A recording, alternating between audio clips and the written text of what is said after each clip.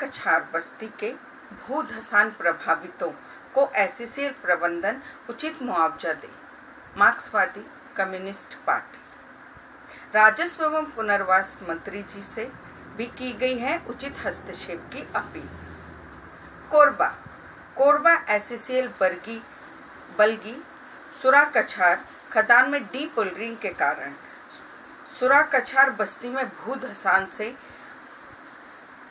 प्रभावितों को मार्क्सवादी कम्युनिस्ट पार्टी से उचित मुआवजा देने की मांग की गई है।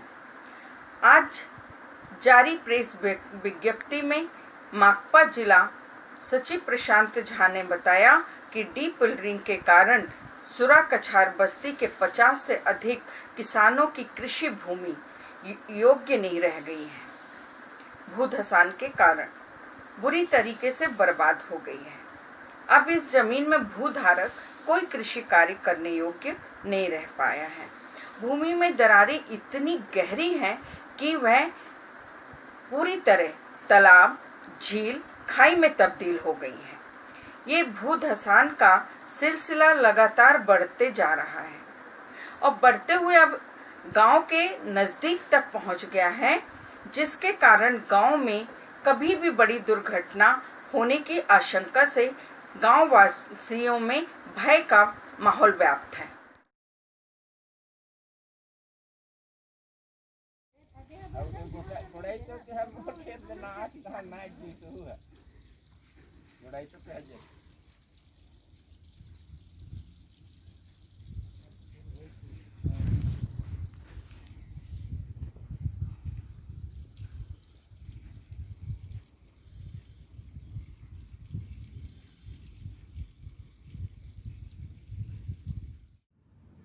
एससीएल बलगी सुरा कछार खदान के डिप्लेरिंग के कारण 12-13 साल पहले सुरा कछार बस्ती के पास में बड़ी भूधसान हुई थी, जिससे जो किसानों को खेती करने योग्य, कृषि योग्य ज़मीन खेती करने योग्य नहीं बचा था और बड़े बड़े उसमें दरारें आ गई और उसमें आज के डेट में 12-13 साल बाद में झील, तालाब नुमा रूप ले लिया है और धीरे धीरे धसान बढ़ता हुआ गाँव की ओर जा रहा है, सुरा कछार बस्ती की ओर।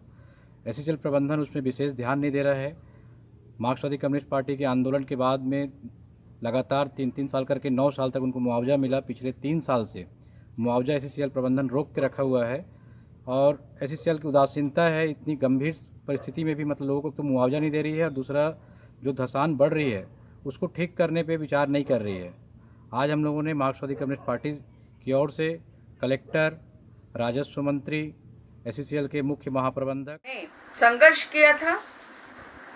नतीजन प्रभावित किसानों को प्रशासन के हस्तक्षेप से प्रबंधन को आर्थिक मुआवजा का भुगतान करना पड़ा था। लेकिन अफसोस की बात यह है कि पिछले 3 साल से प्रबंधन ने प्रभावित किसानों को आर्थिक मुआवजा देने पर रोक लगा दी है, जो कि पूरी तरह निंदनीय है। धन्यवाद।